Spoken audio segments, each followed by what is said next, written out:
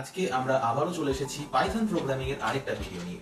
আজকের ভিডিওতে আমরা জানবো, খুবই অল্প কথায় জানবো যে সিনট্যাক্স কি জিনিস এবং ডেটা টাইপ কি জিনিস। জানি আমাদের অলরেডি একটা আলোচনা বাকি রয়েছে, তবে আজকে সেটার সময় নয়। আজকে আমরা সেটা নিয়ে আলোচনা করতে আসিনি, সেটা নিয়ে কথা বলবো না আজকে। আজকে আমাদের আলোচনার বিষয়বস্তু সিনট্যাক্স কি জিনিস, একই সঙ্গে আমরা জানবো ডেটা টাইপ কি জিনিস। তো সিনট্যাক্স কি? সিনট্যাক্স হলো এক কথায় যাকে বলা যায় গ্রামাটিক্যাল রুল, কোনো কিছু লেখার একটা সঠিক নিয়ম।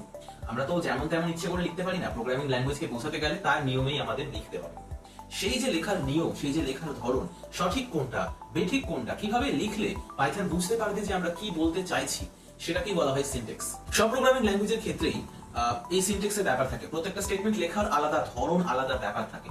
যেমন আমরা যদি পাইথনের ক্ষেত্রে প্রিন্ট স্টেটমেন্ট লিখি, কোনো আউটপুট স্টেটমেন্ট লিখি, তাহলে আমাদের প্রিন্ট এই ওয়ার্ডটা লেখার পর প্যারেনথেসিস বা ব্র্যাকেট দিতে হয়। তো এই যে লেখার ধরন, কিভাবে আমরা লিখবো, কিভাবে আমরা বোঝাবো, এই গ্রামাটিক্যাল যে রুলস, যে নিয়মাবলী, সেগুলোকেই বলা হয় সিনট্যাক্স। এগুলো যদি আমরা না করি তাহলে পাইথন এইগুলো বুঝতে পারবে না, সেখানে এরর রিপোর্ট করবে। Same with the variable. ভেরিয়েবলের ক্ষেত্রেও কিন্তু একই ব্যাপার। আমরা যদি কোনো ভেরিয়েবল লিখি, তাহলে সেই ভেরিয়েবল লেখারও কিছু নিয়ম থাকে, কিছু জিনিসপত্র থাকে যেগুলো আমাদের ফলো করতে হয়। যেমন কোনো ভেরিয়েবল লিখতে গেলে আমরা কোনো স্পেশাল ক্যারেক্টার সেখানে ইনক্লুড করতে পারবো না, কোনো ব্ল্যাঙ্ক স্পেস বা হোয়াইট স্পেস অর্থাৎ ফাঁকা জায়গা সেখানে আমরা দিতে পারবো না। এমনকি নাম্বার ব্যবহারের ক্ষেত্রেও কিছু রেস্ট্রিকশন রয়েছে। যেমন আমরা কোনো ভেরিয়েবলকে নাম্বার দিয়ে শুরু করতে পারবো না। আমরা ভেরিয়েবলকে শুরু করার পরে নাম্বার দিতে পারি, কিন্তু নাম্বার দিয়ে কোনো ভেরিয়েবলকে আমরা শুরু করবো না। আর পরে থাকলো ডেটা টাইপ, অর্থাৎ আমরা কোনো একটা প্রোগ্রামিং ল্যাঙ্গুয়েজে যে ডেটাগুলো নিয়ে কাজ করছি তার ধরন, অর্থাৎ আমরা টেক্সট ডেটা নিয়ে কাজ করছি, আমরা অ্যালফাবেটিক ডেটা নিয়ে কাজ করছি, আমরা নাম্বার ডেটা নিয়ে কাজ করছি।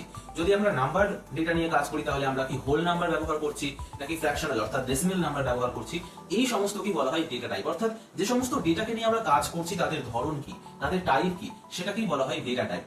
এই ডেটা টাইপ নিয়ে আরো বিস্তৃত আলোচনা আমরা পরবর্তী কোনো একটা ভিডিওতে করবো, যেখানে আমরা পুরোপুরি ডেটা টাইপকে গিলে খাবো, বুঝবো, হজম করবো, ডাইজেস্ট করবো ভালোভাবে।